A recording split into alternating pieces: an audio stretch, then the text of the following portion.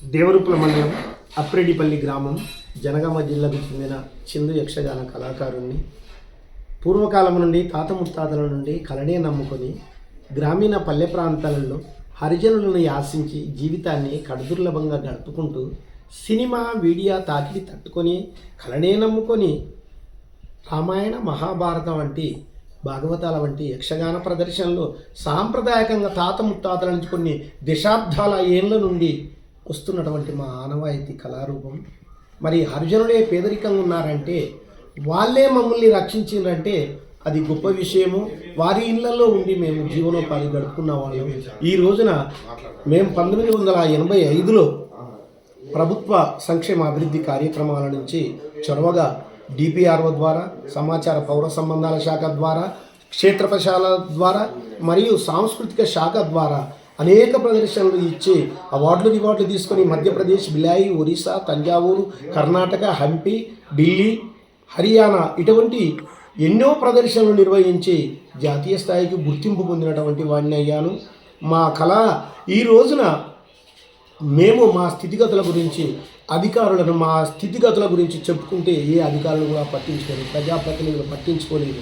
ఈనాడు మరి ఒక మన కేంద్ర ప్రభుత్వం మోడీ గారి ఆధ్వర్యంలో మరి నాకు సహకరించినటువంటి కిషన్ రెడ్డి గారు, ఏది మన సాంస్కృతిక శాఖ మార్చులు, కేంద్ర సాంస్కృతిక శాఖ మార్చులు కిషన్ రెడ్డి గారు, అదే కాకుండా మన జుబిల్స్ అధ్యక్షుడు ఎమ్మెల్యే గారు దీపక్ రెడ్డి వారి చొరవతోని, అదేవిధంగా గతంలో ఉండబడినటువంటి టీఆర్ఎస్ ప్రభుత్వంలో కూడా మా కేసీఆర్ గారు వారు బెస్ట్ అవార్డు నాకు 1,16,000 నాకు అవార్డు కూడా అందజేయడం జరిగింది. అదేవిధంగా కేంద్ర మన కిరణ్ కుమార్ రెడ్డి గారు కూడా కాంగ్రెస్ పాలనలో కూడా నాకు హంస అవార్డు రావడం జరిగింది.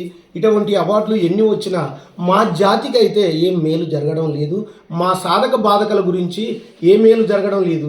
కానీ ప్రజాప్రతినిధులు మమ్మల్ని అధికారులు మమ్మల్ని సులకన చూసే ఏర్పాట్లు చేసిండ్రు. సరే, ప్రభుత్వంలో ఉండబడినప్పుడు అప్పుడు కడియం శ్రీహరి గారు ఉన్నారు.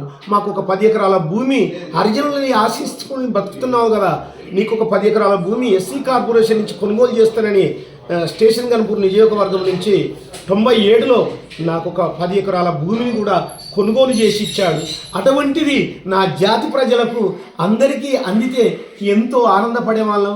మా కళను బ్రతికించుకుందాము, ఇటు వ్యవసాయం చూసుకుందాము, మా అవసర భూషణాలు వేషభూషణాలు మేమే, మేకప్ మేమే, మా వేష ఆధరణలు ఇటువంటివన్నీ మేము ధరించుకొని మేము చేస్తున్నాము.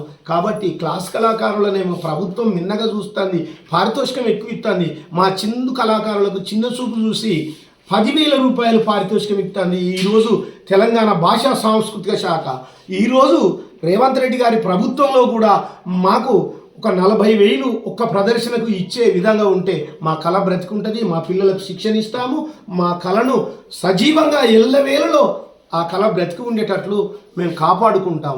ఆ విధంగా లేకపోతే మాత్రం మా కళ ఇంతటితోనే అసంతమవుతుందని కూడా తెలియపరుస్తున్నాను. ప్రభుత్వంని మమ్మల్ని మా చిందు కళాకారులను ప్రత్యేకమైన నిధులతోని ఇచ్చి మా కుటుంబాలను ఆదుకుంటారని, నాకు తోడ్పడినటువంటి వాళ్ళు నా బంధుమిత్రులు కానీ, నా కుటుంబం కానీ, మా హరిజనులు మమ్మలను ఆదరించే హరిజనులు కానీ, అదేవిధంగా అధికారులు కానీ, ప్రజాప్రతినిధులు కానీ అందరూ మమ్మల్ని ఆదరిస్తారని నమ్ముకుంటూ వారందరికీ కృతజ్ఞతలు చెప్తున్నాను. నాకు ఈ పద్మశ్రీ అవార్డు రావడం ఎంతో ఆనందంగా ఉంది, ఎంతో దయానికంగా.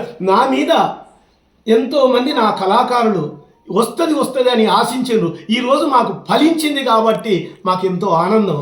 ఇటువంటి ఇంకా ఎన్నో అవార్డులు నా ప్రజలకు కూడా రావాలి, నా బంధుమిత్రులకు రావాలి, నా బృందాలకు రావాలి, వాళ్ళు ముందు ఎదిగిపోవాలని కూడా ఆశిస్తున్నాను. నా కళాకారులందరూ, నా జాతి కళాకారులు, నా చిందు కుటుంబం అని ప్రభుత్వాన్ని కోరుకుంటున్నాను.